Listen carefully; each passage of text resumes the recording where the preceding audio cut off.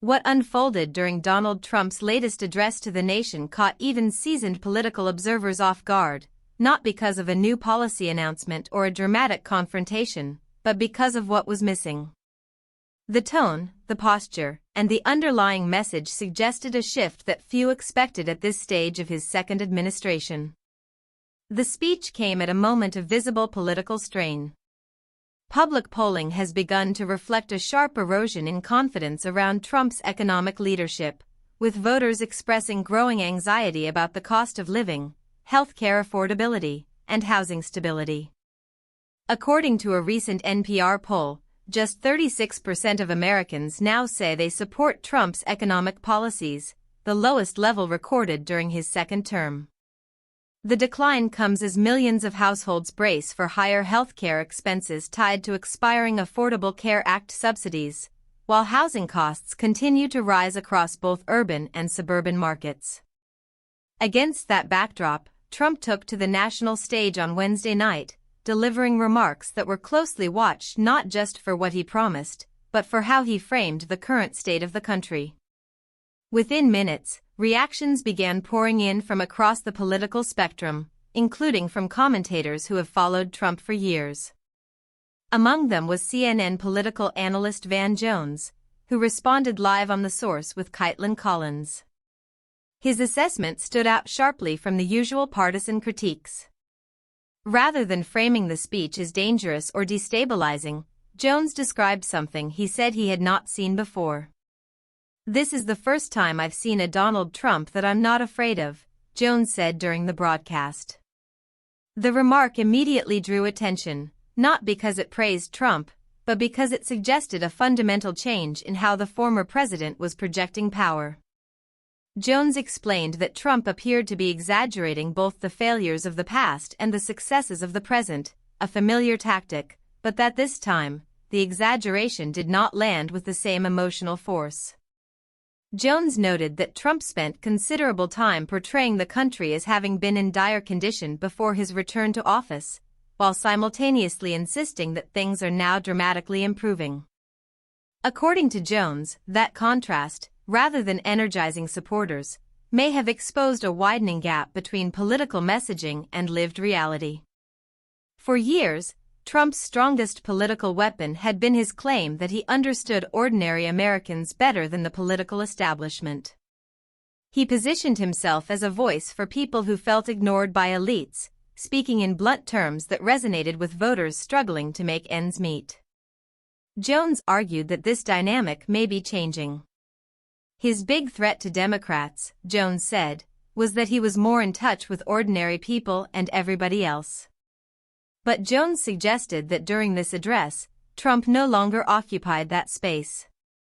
Instead, the speech appeared detached from the fears many Americans are currently experiencing. While Trump highlighted economic progress, many households are preparing for higher insurance premiums, rising rents, and continued pressure on grocery budgets. For those families, the disconnect was hard to ignore. Jones contrasted Trump's performance with the broader mood of the country. He pointed out that everyday Americans are not debating abstract policy wins, they are worried about whether they can afford medical care next year, whether their housing costs will increase again, and whether wages will keep pace with inflation. In that environment, Jones argued, rhetorical optimism may fall flat. "This is not how everyday people experience this economy or the country," Jones said. "People are scared. They are worried." The exchange underscored a growing tension within Trump's coalition. While the administration continues to emphasize macroeconomic indicators and claims of recovery, voters appear increasingly focused on personal financial strain. Analysts note that this divergence could have serious political consequences if it continues into the election cycle. What made Jones' comments particularly notable was his assertion that Trump's speech may have weakened, rather than reinforced, his political leverage. By appearing less connected to the emotional realities of voters, Trump may have surrendered a key advantage that once defined his appeal. Yet the full implications of that moment are still unfolding. Was this a one-off performance shaped by speechwriters and polling data, or the sign of a deeper shift in Trump's political posture? And if Trump's perceived connection to everyday voters is eroding, who stands to benefit from that vacuum? Those questions now hang over the administration as economic pressures intensify and political stakes rise. But what may matter most is not how pundits interpreted the speech, it's how voters felt watching it unfold, and whether this moment marks the beginning of a broader change in how Trump is seen across the country. And that leads to the next question: if Trump no longer inspires fear or confidence, what exactly does he inspire now? As reactions to Donald Trump's address continued to ripple through political media, analysts began zooming in on a deeper issue that went beyond tone or delivery. What unsettled many observers was not simply what Trump said, but what his words failed to acknowledge at a moment when economic anxiety is spreading rapidly across the country. Polling trends provide crucial context. The NPR survey showing just 36% approval for Trump's economic policies did not emerge in isolation. Other recent national polls reflect similar patterns: declining confidence among independent voters, growing skepticism among suburban families, and a notable erosion of support among lower and middle-income households. These are the very groups Trump once claimed as the backbone of his political strength. Healthcare costs loom large in this shift. With Affordable Care Act subsidies set to expire at the beginning of the new year, millions of Americans are facing the prospect of sharply higher premiums. For families already struggling with rent increases and food prices, the timing could not be worse. Analysts warn that even modest increases in monthly health insurance costs can trigger cascading financial stress, missed payments, reduced savings, and delayed medical care. Housing adds another layer of pressure. In many parts of the country, rents remain stubbornly high, and mortgage rates continue to squeeze first-time buyers out of the market. While Trump's speech referenced economic progress in broad terms, it offered little reassurance to those confronting these realities in their daily lives. Van Jones' reaction tapped directly into this disconnect. His observation that Trump appeared less threatening was not framed as praise, but as a warning sign. For years, Trump's political persona was built on a sense of urgency and confrontation, a message that implied he alone could fix what was broken. Fear, whether of economic decline, immigration chaos, or political instability, played a central role in mobilizing his supporters. This time, Jones argued that edge was missing. By exaggerating both past failures and present successes, Trump may have inadvertently diluted the emotional intensity that once defined his appeal. Political strategists often note that voters respond more strongly to authenticity, or at least the perception of it, than to polished messaging. When lived experience clashes with optimistic rhetoric, trust erodes quickly. Jones also highlighted a subtle but significant shift in Trump's relationship with the political establishment. Trump once positioned Democrats as detached elites who spoke in abstract language while ignoring everyday hardship.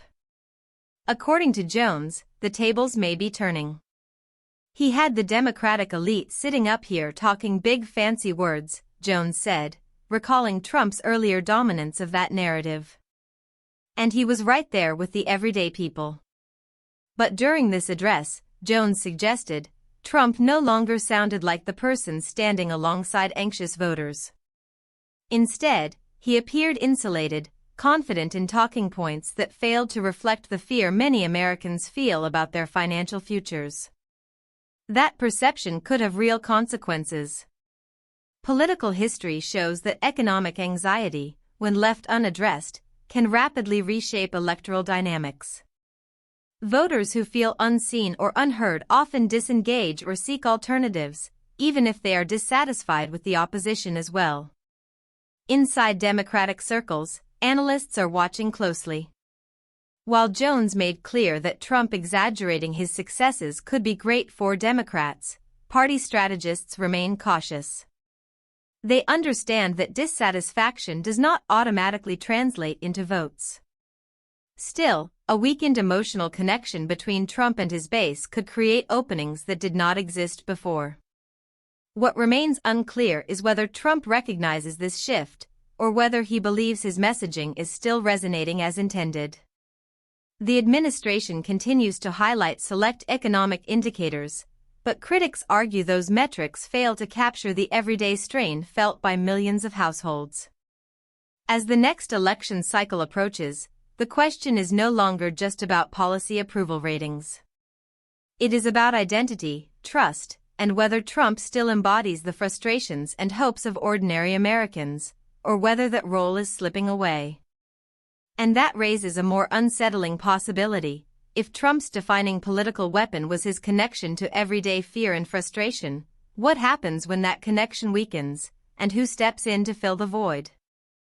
The broader implications of Van Jones' remarks are now becoming clearer as political strategists on both sides reassess the landscape heading into the next phase of Trump's presidency. What once appeared to be an unshakable bond between Trump and large segments of the electorate now shows visible cracks, not dramatic breaks, but subtle shifts that often matter most in politics. Economic fear has always been one of Trump's most powerful tools. During both of his campaigns and throughout his first term, he framed himself as the only figure willing to speak plainly about decline, betrayal, and loss. Factories were closing, borders were out of control, and elites were supposedly thriving while ordinary Americans were left behind. That narrative created a sense of urgency, and urgency creates loyalty. But urgency depends on credibility. As everyday Americans confront rising costs, stagnant wages, and uncertainty around healthcare, messaging that feels disconnected from those experiences risks falling flat. Van Jones' observation that Trump no longer seemed frightening was not about personality, it was about relevance. Fear, when overused or misaligned with reality, loses its power. In focus groups conducted after the address, several voters reportedly described Trump's tone as rehearsed, distant, or detached. These are not labels typically associated with the political image he carefully cultivated over the years. Even among some Republican-leaning independents, there is growing skepticism about whether Trump fully grasps the pressure households are facing. At the same time, Democrats are navigating a delicate moment of their own. While declining support for Trump's economic agenda offers an opening, it does not guarantee momentum. Voters frustrated with one side do not automatically trust the other. Jones' comments hinted at this reality as well. Democrats cannot simply wait for Trump's connection to weaken, they must prove they understand what people are living through. That includes concrete responses to health care affordability, housing shortages, and cost of living pressures that dominate kitchen table conversations. Without tangible alternatives, dissatisfaction risks turning into disengagement rather than political change. Another factor looming in the background is time. Polling shifts early in a term can sometimes be reversed, especially if economic conditions improve or if a crisis refocuses public attention. Trump's allies argue that inflation metrics, energy prices, and job numbers will eventually swing public opinion back in his favor. They believe the current dip reflects temporary anxiety rather than structural disillusionment. Critics are less convinced. They point out that trust, once damaged, is difficult to rebuild, particularly when voters feel their concerns are being minimized. Reassurance without recognition can sound dismissive. Optimism without empathy can feel hollow.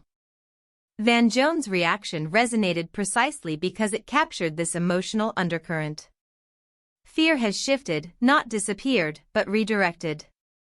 Americans are no longer asking whether things are better or worse than before. They are asking whether the people in power truly understand what it feels like to live with constant financial uncertainty. That question may ultimately define the political battles ahead more than any single policy debate or poll number.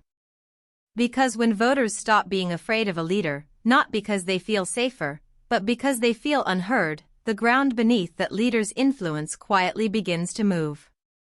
And the unanswered question now looming over Washington is this: if Donald Trump is no longer the voice of everyday anxiety, who becomes it, and what does that mean for the future of American politics?